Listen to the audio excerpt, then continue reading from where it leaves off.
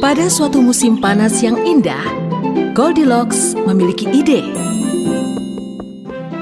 Dikarenakan dia tidak pernah suka membaca buku, dengan cara membangun buku menara tinggi di dalam rumah, menumpuknya satu persatu. Dia mulai melompati menara tersebut dan mulai bersenang-senang. Melihat kejadian ini, ibunya segera memperingati Goldilocks. Buku untuk dibaca, Goldilocks, bukan untuk mainan. Kau bisa merusaknya. Tapi buku terlalu membosankan.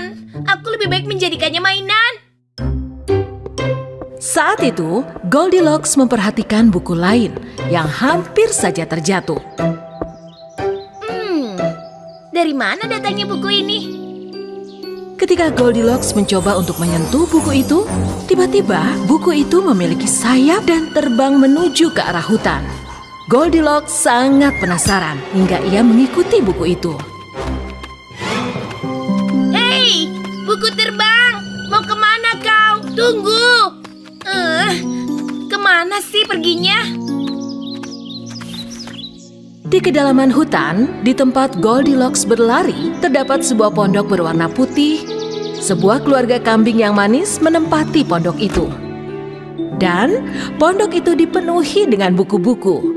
Bahkan para tetangga hewan lainnya datang dan meminjam buku-buku tersebut. Ayah kambing tidak dapat tidur sebelum menyelesaikan buku tentang pertukangan. Sementara buku masakan selalu ada bersama ibu. Dan bayi kambing sangat menyukai buku tentang kisah peri yang penuh warna-warni. Itu sangat hebat. Sekarang aku dapat membuat kursi goyangku sendiri. Jadi ternyata memasak sup semanggi hanya butuh 8 menit saja.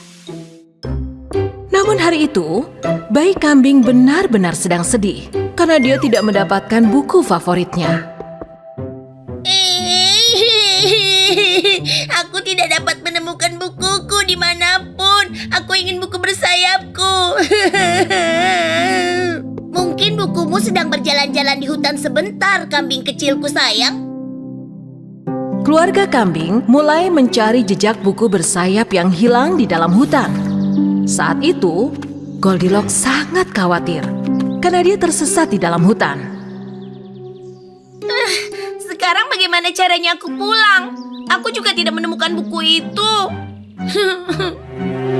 Kemudian buku bersayap itu muncul tepat di belakangnya. Tepat ketika Goldilocks hendak menangkapnya, buku itu terbang menuju pondok keluarga kambing. Goldilocks datang dengan berlari ke arah pintu pondok itu. Pintu terbuka pelan-pelan. Halo? Apa ada orang di rumah?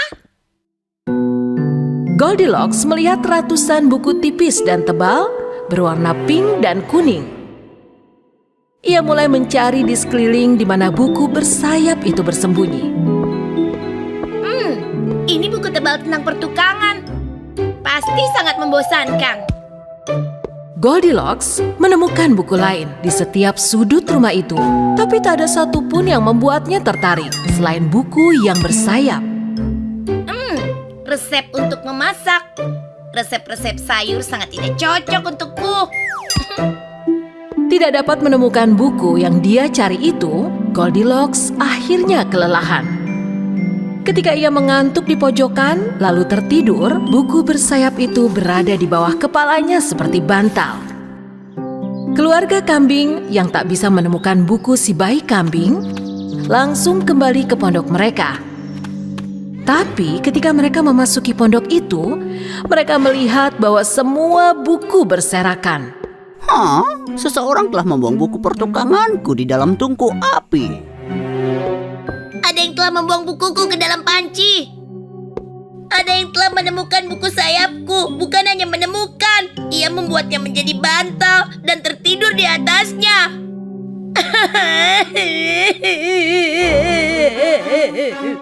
Ketika si bayi kambing menangis, ibu dan ayah kambing segera mendatanginya.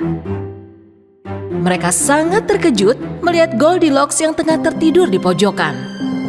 Siapa dia? Kenapa dia mengacak-ngacak buku kita? Lihat, halamannya jadi rusak. Goldilocks terbangun ketika ia mendengar suara bayi kambing menangis. Kalian, aku Goldilocks. Maaf. Tenang anak kecil, kami tidak akan menyakitimu. Aku hanya mencari buku bersayap ini. Maaf, telah masuk tanpa izin. Buku yang ada di tanganmu adalah bukuku. Aku tidak akan memberikan pada siapapun. Tapi aku baru sekali ini ingin sekali membaca buku. Bayi kambing itu sangat keras kepala. Ia sangat terkejut ketika ia melihat seseorang sepertinya yang melihat buku misterius yang bersayap. Tidak ada satu anak pun yang pernah melihat buku terbang ini sebelumnya. Sepertinya buku ini telah memilihmu. Kau boleh mengambilnya. Anggap saja buku ini hadiah dariku untukmu. Goldilocks sangat bahagia sekali. Ia langsung mulai membaca halaman pertama dari buku bersayap itu. Seketika itu, semua buku di rumah itu berterbangan dan kembali ke posisi semula. Apa semua buku di rumah ini punya sihir juga? Buku tidak punya sihir, Goldilocks. Tapi itu hanya imajinasi kita berkat buku-buku itu. Buku adalah sebuah keajaiban. Hari semakin malam, Goldilocks. Mari kami antar pulang. Ibumu pasti khawatir dengan keadaanmu. Tapi kami belum baca semua bukunya. Tidak ada yang dapat membaca semua buku dalam satu hari. Mulai sekarang kau boleh datang ke sini untuk membaca buku kapanpun kau mau. Keluarga kambing mengantar Goldilocks ke kebun rumah mereka dan mengucapkan selamat tinggal padanya. Goldilocks berlari melewati ibunya dan langsung berbaring di lantai dan segera memulai membaca buku misteriusnya. Goldilocks, kemana saja kau seharian ini, nak? Aku sibuk mengejar buku terbang, Mama. Apa buku itu bisa terbang? Ya, tidak sesungguhnya terbang, tapi itu bisa terjadi dalam imajinasi kita. Sejak hari itu, si anak kambing dan Goldilocks menjadi sahabat. Terkadang mereka saling bertukar buku bacaan. Dan terkadang mereka bertemu untuk membaca buku bersama dan berimajinasi. Kedua sahabat ini menyadari bahwa misteri dari buku dapat ditemukan dalam imajinasi. Dan suatu hari nanti, impian kita dari buku-buku akan menjadi nyata.